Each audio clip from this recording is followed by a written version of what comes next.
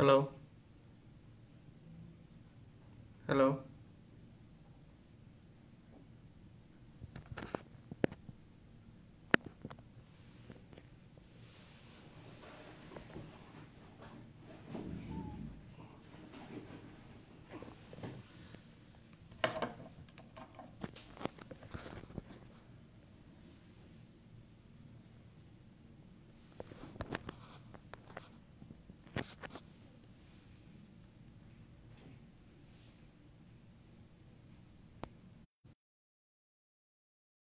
Good evening.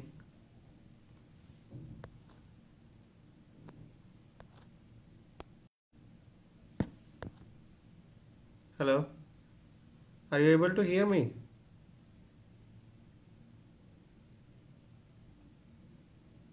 Hello.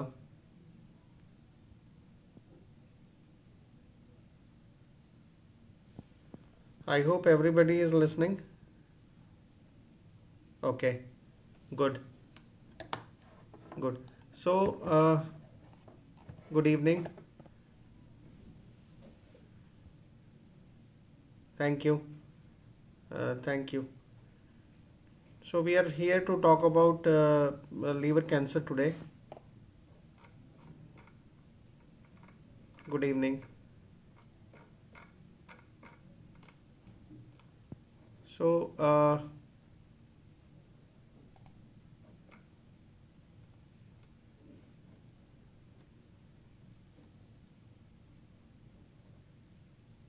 okay.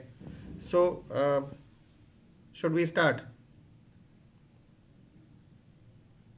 So we are here to talk about liver cancers today. Liver cancer is a deadly disease which is uh, very common amongst males. Uh, should I talk in Hindi or should I talk in English?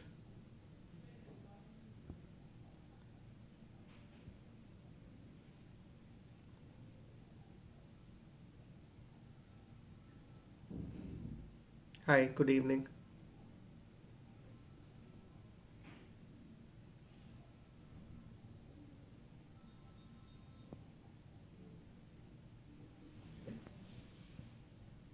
Okay. So बात करेंगे liver cancer के बारे में। Liver cancer ऐसी बीमारी है जो liver में होती है और बहुत ही डेडली बीमारी है। लीवर कैंसर सबसे ज़्यादा कॉमन है उन लोगों में जिनको लीवर की प्री एग्जिस्टिंग डिजीज़ है, जैसे कि सिरोसिस है, एल्कोहलिक लिवर डिजीज़ है, हेपेटाइटिस है। इस तरह की बीमारियों में लीवर कैंसर बहुत ज़्यादा होता है। तो लीवर कैंसर अगर हम देखें, स्टैटिस्टिक्स की बात करें कि कितने लोगों को लीवर कैंसर हर साल पाया जाता है और कितने लोगों की मौत इससे होती है, तो लीवर कैंसर जो करीब करीब 7.5 लाख केसेस हर साल पूरे वर्ल्ड में लीवर कैंसर से मिलते हैं। ये जो आंकड़ा है, ये आंकड़ा हम लोगों को हॉस्पिटल रजिस्ट्री से मिलता है, लेकिन एक्चुअल केसेस बहुत ज़्यादा हैं। और लीवर कैंसर से जो डेथ होती हैं हर साल, करीब करीब 3 से 4 लाख डेथ्स लीवर कैंसर से हो जाती हैं। तो लीवर कैंसर के लिए जो कारक हैं, जो होने वाली चीज़ें हैं, कि कौन सी चीज़ें लीवर कैंसर के लिए कॉज करती हैं, तो उसमें सबसे इम्पॉर्टेंट चीज़ है लीवर की बीमारी या सिरोसिस। सिरोसिस अलग अलग वजहों से लीवर में हो सकता है। तो लीवर सिरोसिस तब होता है जब लीवर में डैमेज लगातार चलती जा रही हो और उसकी वजह से जो लिवर है वो उसमें स्कारिंग हो रही हो, या फिर लीवर स्कार टिश्यू से रिप्लेस हो रहा हो। तो मोस्टली सबसे ज़्यादा जो कॉज है लीवर सिरोसिस होने का, दो चीज़ें हैं। एक होता है वायरल हेपेटाइटिस, यानी कि हेपेटाइटिस बी या हेपेटाइटिस सी। दूसरा होता है अल्कोहलिक लिवर डिजीज़, यानी कि शराब ज़्यादा पीने से जो लीवर में चेंजेस आते हैं, बहुत लंबे समय तक शराब पीने से अल्कोहलिक लिवर डिजीज़ हो जाती है। तो अल्कोहलिक लिवर डिजीज़ में पहले लीवर जो है बढ़ता है, बाद में लीवर बार बार डैमेज होते रहने से लीवर सिकुड़ने लगता है, उसको लीवर सिरोसिस कहते हैं। दूसरी जो डिजीज़ हैं जो सिरोसिस करती हैं लीवर में, वो होती हैं non alcoholic fatty liver disease, obesity की वजह से जो होती है या मोटापे की वजह से, वायरल हेपेटाइटिस, या फिर आयरन ज़्यादा होने की वजह से जो हीमोक्रोमेटोसिस नाम की डिजीज़ होती है उसकी वजह से लिवर डिजीज़ सिरोसिस हो जाती है। हेपेटाइटिस में हेपेटाइटिस सी और हेपेटाइटिस बी दो मेन हेपेटाइटिस हैं जो वायरल हेपेटाइटिस हैं। वायरस इन्फेक्शन की वजह से जो लिवर डिजीज़ होती है उसमें सबसे ज़्यादा लिवर कैंसर होता है। तो मोटापा, diabetes, non alcoholic fatty liver disease, viral hepatitis, अधिकतर ये 50 से 60 साल की उम्र के बाद ही होता है और मेल्स में 4 गुना ज़्यादा होता है फीमेल्स की बजाय। दूसरे जो एनवायरमेंटल फैक्टर हैं उसमें हैं कि आपका कुछ केमिकल्स से अगर आप एक्सपोज्ड हैं, जैसे कि विनाइल क्लोराइड है या फिर एफ्लेटॉक्सिन है जो एक तरह की फंगस होती है। जो गेहूं में अगर फंगस लगी है और लंबे टाइम तक हम उस गेहूं को खाते रहें, जिसको हम एफ्लेटॉक्सिन कहते हैं, उससे फैटी लिवर डिजीज हो सकती है।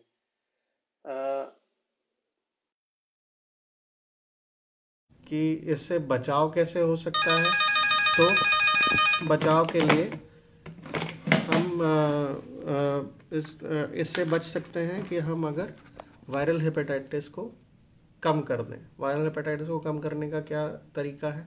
वायरल हेपेटाइटिस के लिए हेपेटाइटिस के टीके, हेपेटाइटिस बी या हेपेटाइटिस सी के लिए जो हैं टीके हैं उनको लगवाया जाए।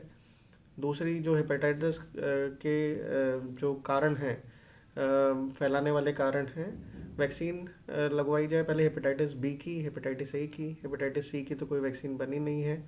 फिर इंट्रावीनस ड्रग अब्यूज़ वगैरह जो होते हैं कि बार बार नीडल लगाने से, कंटामिनेटेड सामान यूज़ करने से हेपेटाइटिस बहुत ज़्यादा फैलता है, उसकी एक ध्यान रखना चाहिए। अल्कोहल अब्यूज़ को बिल्कुल डिस्करेज करना चाहिए अल्कोहलिक लिवर डिजीज़ को रोकने के लिए। केमिकल्स से जो लोग एक्सपोज्ड हैं या जो इंडस्ट्री में इस तरह के केमिकल्स के साथ काम करते हैं जो लीवर को नुकसान पहुंचाते हैं, उनको उस चीज़ से बचना चाहिए। ओबेसिटी को हमेशा चेक में रखना चाहिए, वज़न को काबू में रखें। कुछ बीमारियां ऐसी हैं जो बचपन से होती हैं, जिनको हम कहते हैं इनबॉर्न एरर ऑफ मेटाबॉलिज्म, जिसमें कुछ एंजाइम्स की कमी हो जाती है और उन एंजाइम्स की वजह से लीवर डैमेज होने लगता है, उनको हम रोक नहीं सकते।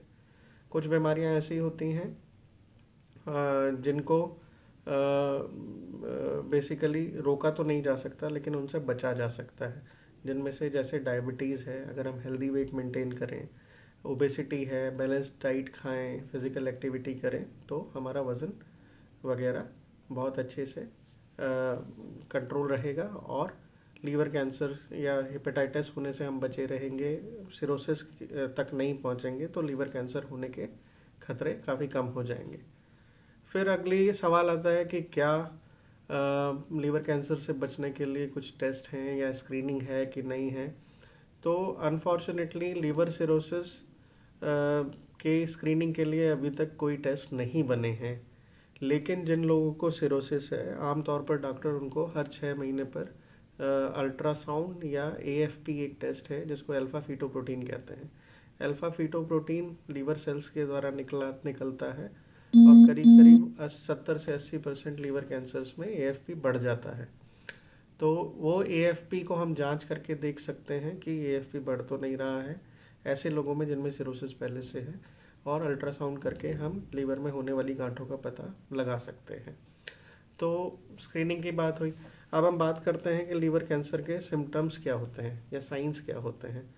तो अगर हम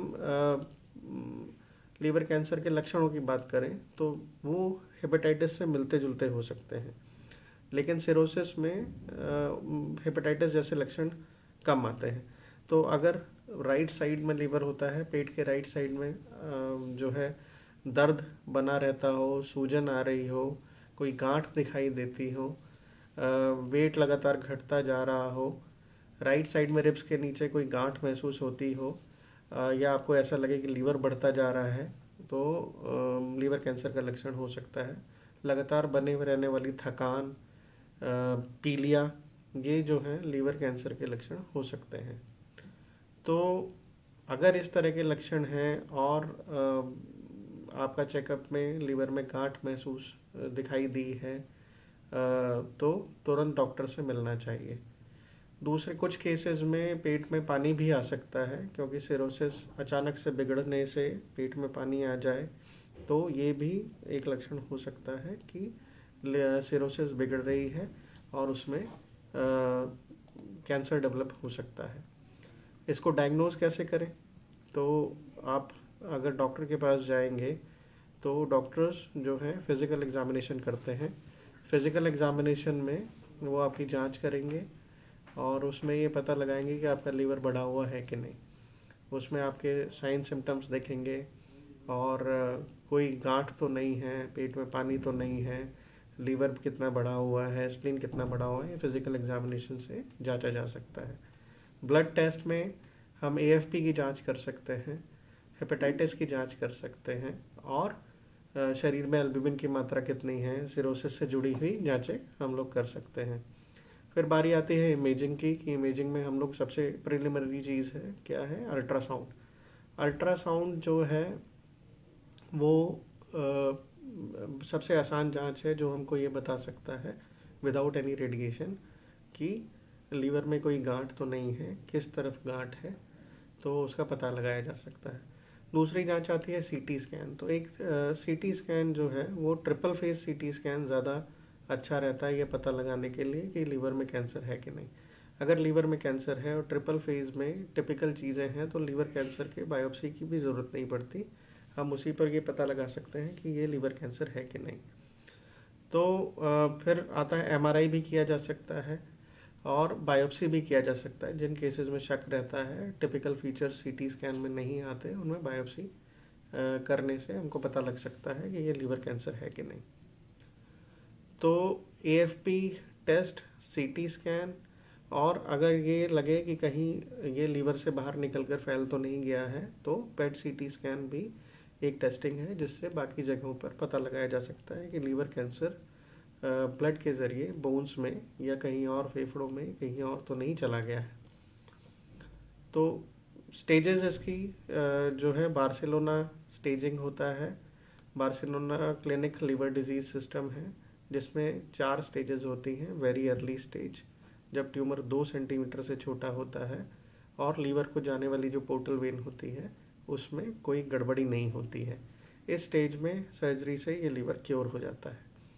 फिर आती है अर्ली स्टेज, जब ट्यूमर 2 सेंटीमीटर से बड़ा हो बट 5 सेंटीमीटर से छोटा हो। इसमें लीवर फंक्शन गड़बड़ हो सकते हैं, लेकिन अमूमन बिलिरुबिन लेवल्स वगैरह और पोर्टल वेन प्रेशर वगैरह ये नॉर्मल रहते हैं। उसके बाद इंटरमीडिएट स्टेज आती है जिसमें बड़ा लीवर में बड़ा कैंसर हो सकता है या मल्टीपल ट्यूमर हो सकते हैं, बहुत सारे छोटे छोटे ट्यूमर्स हो सकते हैं। एडवांस स्टेज में ट्यूमर जो है खून की नलियों को भी जकड़ सकता है, बाहर लिम्फ नोड्स, लंग्स या बोन्स में भी जा सकता है। तो ये इस तरह की स्टेजेस होती हैं। स्टेज वाइज फिर लिवर कैंसर का ट्रीटमेंट बताया जाता है। तो लीवर ट्रीटमेंट के जो जो ऑप्शंस होते हैं, रिकमेंडेशंस होती हैं, वो स्टेज के ऊपर डिपेंड करती हैं कि कितना लीवर अफेक्टेड है कैंसर से, कैंसर कहाँ कहाँ फैल गया है, पेशेंट की ओवरऑल हेल्थ स्टेटस क्या है, उसकी एज क्या है और कितना एरिया लीवर का कैंसर से अनअफेक्टेड है। तो अगर किसी आदमी का लीवर जो है सिरोसिस से बहुत ज़्यादा डैमेज नहीं है और बहुत अर्ली स्टेज में है तो सर्जरी से इस कैंसर को क्योर किया जा सकता है। अगर कैंसर थोड़ा बड़ा है, लेटर स्टेज पे है और लीवर की गड़बड़ी है, लीवर जो है ट्रीटमेंट या सर्जरी के लायक नहीं है, तो उसका इलाज और 2-3 टेक्निक से किया जा सकता है जिनके बारे में मैं अभी आपको बताऊंगा। अगर छोटा कैंसर है और लीवर बहुत गड़बड़ी वाला नहीं है, सिरोसिस उस स्टेज की नहीं है कि लीवर को निकाला ना जा सके, तो एक छोटा सा हिस्सा जिसमें कैंसर है उसको निकालने से क्योर हो सकता है। अगर लीवर में ज़्यादा जगह कैंसर है बट लीवर की जो फंक्शनिंग है वो बहुत ज़्यादा परेशानी वाली नहीं है, पेशेंट की एज अलाउ करती है, तो लीवर ट्रांसप्लांट भी एक बहुत अच्छा ऑप्शन है जो इस तरह के लीवर कैंसर्स में किया जा सकता है और लीवर ट्रांसप्लांट करने से इस बीमारी से मुक्ति भी पाई जा सकती है। तो अगर हम बात करें कि एडवांस स्टेजेस में क्या हो सकता है, अगर पेशेंट का कैंसर 5 सेंटीमीटर से बड़ा है या ज़्यादा ट्यूमर्स लीवर में है, तो रेडियो फ्रीक्वेंसी एब्लेशन या फिर ट्रांस आर्टीरियल कीमो एम्बोलाइजेशन, ये दो टेक्निक्स हैं। रेडियो फ्रीक्वेंसी एब्लेशन में हम क्या करते हैं कि एक गाइड वायर, एक प्रोब हम पेशेंट के लीवर में डालते हैं जहाँ पर कैंसर है, और उसको रेडियो फ्रीक्वेंसी से हम लोग, आम भाषा में उसको कहते हैं रेडियो फ्रीक्वेंसी से जला देना, तो उसको नष्ट कर देते हैं और वो काफ़ी टाइम तक बढ़ता नहीं है। दूसरी टेक्निक होती है कि जो लीवर को के कैंसर को या गांठ को जो ब्लड सप्लाई है, उस ब्लड सप्लाई को कीमो डालकर हम एम्बोलाइज कर देते हैं। उसको एम्बोलाइज कर देने से उसकी लीवर की जो गांठ है उसकी ब्लड सप्लाई रुक जाती है और वो ग्रोथ करना कम कर देता है। तो ये तो दो टिपिकल तरीके हैं एडवांस्ड के। और अगर बहुत एडवांस कैंसर है जिसमें ये सब चीज़ें भी नहीं हो सकती, तो उसमें फिर टारगेटेड थेरेपी होती है। तो उस टारगेटेड थेरेपी में गोलियां हैं जो लीवर कैंसर्स को रोकने में मददगार साबित होती हैं। तो अगर हम लीवर ट्रांसप्लांटेशन की, किसी ने बात की कि लीवर ट्रांसप्लांटेशन कैसे किया जाए, तो लीवर ट्रांसप्लांटेशन के लिए स्पेसिफिक क्राइटेरिया होते हैं। उसमें ट्यूमर साइज, ट्यूमर का नंबर और सूटेबल डोनर, ये तीन चीज़ें बहुत ज़रूरी होती हैं। तो अगर ट्यूमर सिंगल ट्यूमर है जो 5 सेंटीमीटर से छोटा है, या फिर 2 या 3 ट्यूमर हैं जो 3 सेंटीमीटर से छोटे हैं, ऐसे केसेस में जिनमें लीवर सिरोसिस बहुत एडवांस नहीं है, लीवर ट्रांसप्लांट एक अच्छा ऑप्शन है।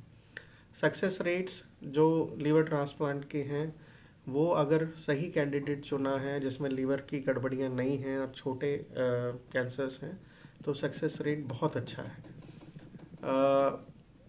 लेकिन अगर लीवर डैमेज्ड है, ज़्यादा बड़ा कैंसर है, तो लीवर ट्रांसप्लांट करने से फ़ायदा नहीं होता है। दूसरी चीज़ यह है कि अगर लीवर ट्रांसप्लांट के लिए वेट बहुत ज़्यादा करना पड़ रहा है क्योंकि डोनर अवेलेबल नहीं है, तो बीमारी उस दौरान बढ़ भी सकती है। फिर चीज़ आती है रेडिएशन थेरेपी, जिसको कहते हैं स्टीरियोटैक्टिक बॉडी रेडिएशन। ये ऐसी टेक्निक है रेडिएशन की जो एक रेडिएशन की हाई डोज फोकस्ड उसी एरिया को देगी जहाँ पर ये लीवर का ट्यूमर है। उसके अलावा दूसरे तरफ जो नॉर्मल लीवर है उसको वो डोज नहीं जाती है। तो ये टिपिकली 5 सेंटीमीटर या उससे छोटे कैंसर्स में ही की जा सकती है। फिर बात आती है कि सिस्टमिक थेरेपी, यानी कि और एडवांस कैंसर्स में जिनमें ये सब चीज़ें नहीं की जा सकती, उनमें क्या क्या किया जा सकता है। तो उनमें हम टारगेटेड थेरेपी या इम्यूनोथेरेपी कर सकते हैं। तो फर्स्ट लाइन थेरेपी में, टारगेटेड थेरेपी में हम लोग सोराफेनेब, लेनवेटनेब, ये दो नाम से टारगेटेड थेरेपी आती हैं जो जिनको हम दे सकते हैं। फिर नई चीज़ें हैं जिनमें निवोलुमैब है जो इम्यूनोथेरेपी है, एटोजोलिजुमैब है जो अगेन इम्यूनोथेरेपी है।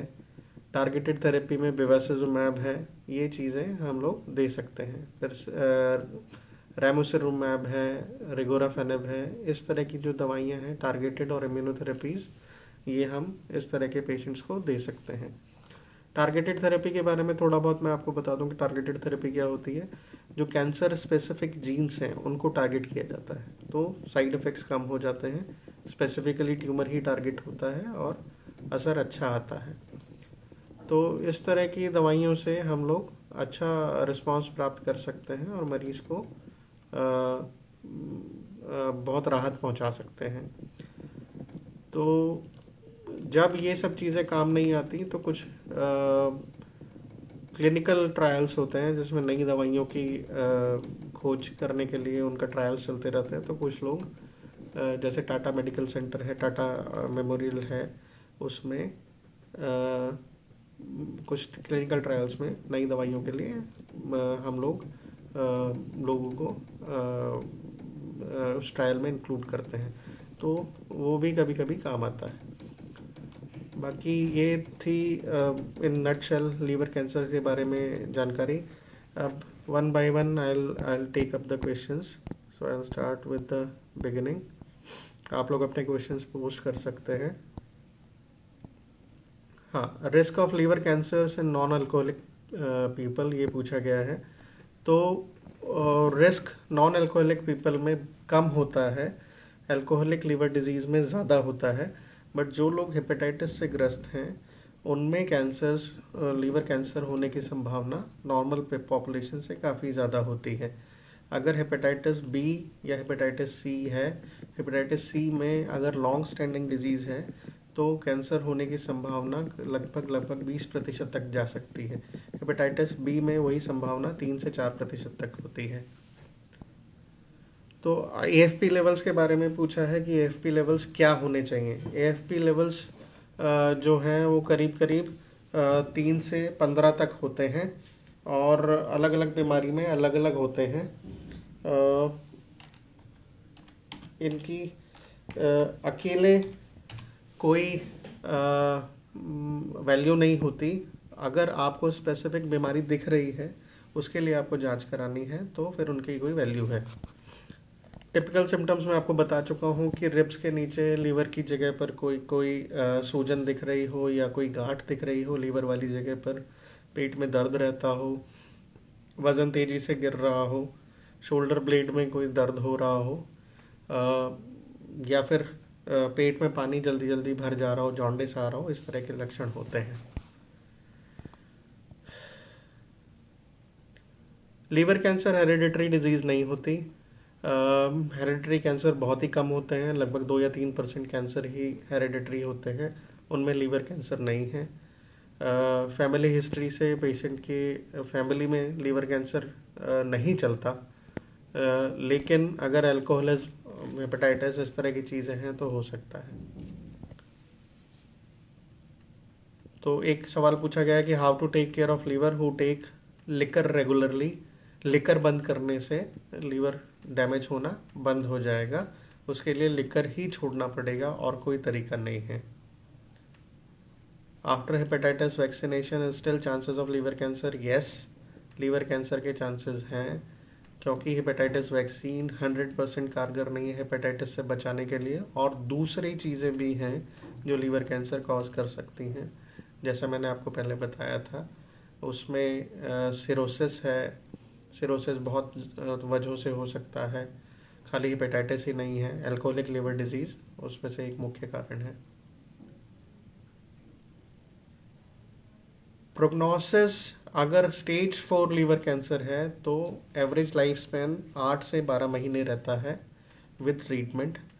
और अगर हम बात करते हैं यूजुअली कैंसर्स में 5 ईयर सर्वाइवल की, यानी कि 5 साल तक कितने लोग जिंदा रहेंगे, तो अर्ली स्टेज जो कि आधे लगभग 50% लोगों में अर्ली स्टेज में पाया जाता है, उनके 5 ईयर सर्वाइवल रेट करीब करीब 35% रहते हैं, यानी कि 35% लोग 5 साल से ज़्यादा जिंदा रहेंगे लॉन्ग टर्म। वहीं स्टेज 4 में ये बहुत कम हो जाता है, लेस देन 5% लोग 5 साल तक जिंदा रहते हैं।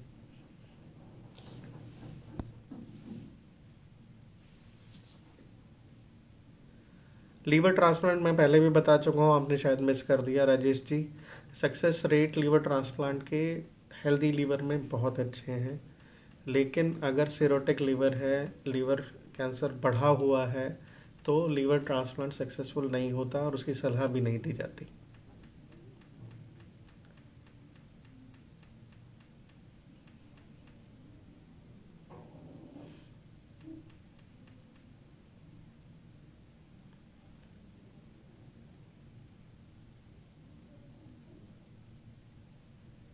गुड इवनिंग सुरेंद्र जी। कोई और क्वेश्चन जो आप जानना चाहते हो?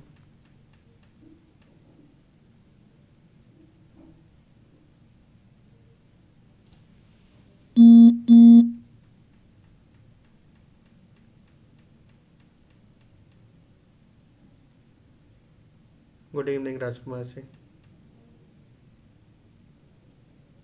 तो क्वेश्चन तो कोई और नहीं है, तो मेरे ख्याल से let's call it a day, ख़त्म करते हैं। हेल्दी लीवर के लिए कोई मतलब ऐसा नहीं है कि कुछ लीवर के लिए स्पेशल डाइट हो। आपको अपना हेल्दी लाइफस्टाइल मेंटेन रखना है, हेल्दी वेट मेंटेन करना है, और बहुत तला भुना नहीं खाना है, रफेज, ग्रीन वेजिटेबल्स, ये सब चीज़ें बढ़ानी है। उसी से जब आपका हेल्दी वेट मेंटेन रहेगा तो लीवर फैटी नहीं होगा, सिरोसिस की तरफ नहीं जाएगा। अल्कोहल का सेवन बंद करें, इन्हीं सब चीज़ों से हेल्दी लीवर रख सकते हैं। अगर हेल्दी लीवर में ट्रांसप्लांट हुआ है कृष्णा यादव जी, तो रिकरेंस के चांसेस बहुत कम होते हैं, लेकिन अगर एडवांस डिजीज में ट्रांसप्लांट हुआ है तो रिकरेंस के चांसेस काफ़ी हाई रहते हैं।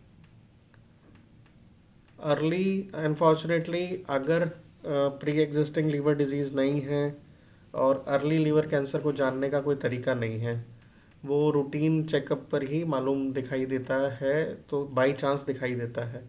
जब तक लीवर कैंसर एडवांस नहीं होता, लक्षण नहीं पैदा करता, तब तक उसको डिटेक्ट करने का कोई कोई कोई तरीका नहीं है। आशीष तिवारी जी दोबारा पूछ रहे हैं कि नॉर्मल ह्यूमन के लिए क्या रिकमेंडेशन है। रिकमेंडेशन ये है कि 40 साल की एज के बाद अपने शरीर का विशेष ध्यान रखें। अपने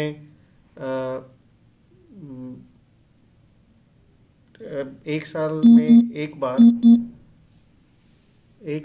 एक बार, अपना ध्यान रखें, अपना पूरा चेकअप कराएं और रूटीन चेकअप कराएं। अगर उसमें कोई गड़बड़ी पकड़ में आती है तो फिर उसका निदान हो सकता है। गोलीवर प्रसाद जी ने पूछा है हेपेटाइटिस बी, हेपेटाइटिस सी की क्या परसेंटेज है।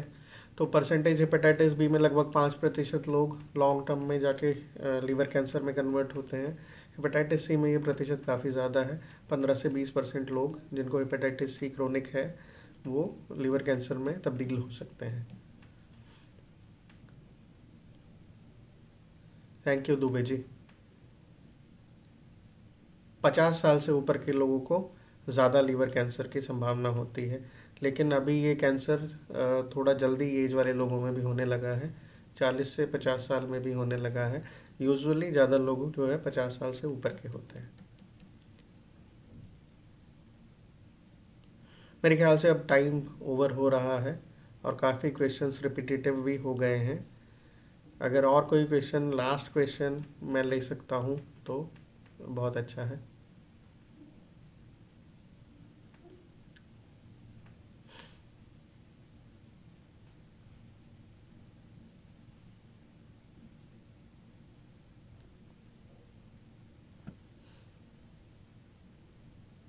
Thank you Rajesh ji. Thank you Tiwari ji. चलिए फिर हम इस सेशन को यहीं पर एंड करते हैं। आप सब लोगों का बहुत बहुत धन्यवाद। फिर से जुड़ेंगे और किसी और कैंसर के बारे में या कुछ और हेल्थ रिलेटेड टॉपिक के बारे में बात करेंगे। धन्यवाद।